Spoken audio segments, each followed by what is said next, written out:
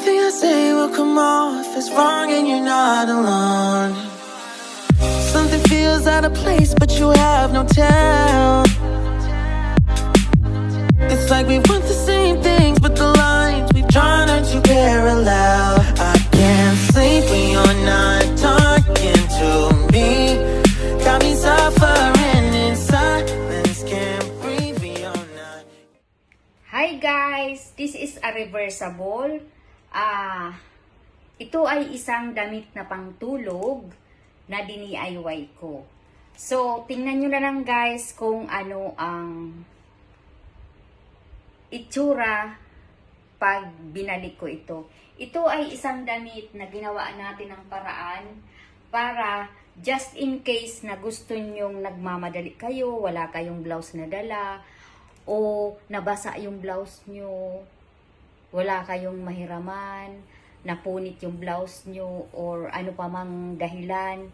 Ang pangtulog guys, pwedeng gawa ng paraan. Kung marunong ka lang mag-DIY, na ito lang ang pinagana natin. Hindi na tayo gumamit ng gunting o whatever.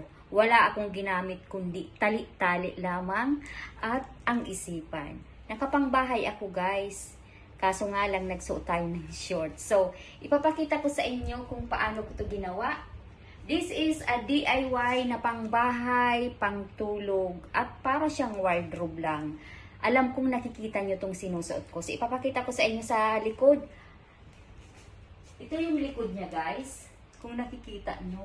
Ito yung likod niya. Nakabutones lang. Nakabutones. So, blouse na blouse ang dating. Ayan. Blouse na blouse ang datingan. So, wag na natin patagalin. Ipakita ko sa inyo kung paano ko ginawa ang DIY na to. So, 1, 2, 3, 4. 1. So, ito. Itinali ko guys. Napakadali lang nito guys. So, tatanggalin na natin. Itinali-tali.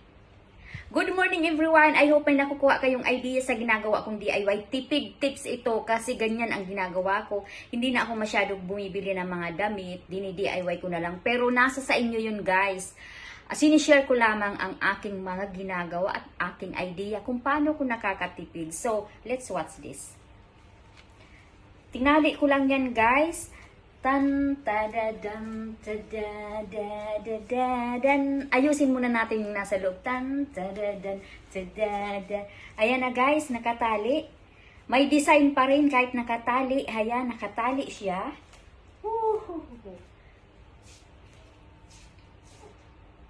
Tanggalin na natin ang sa likod. Tanggalin na natin.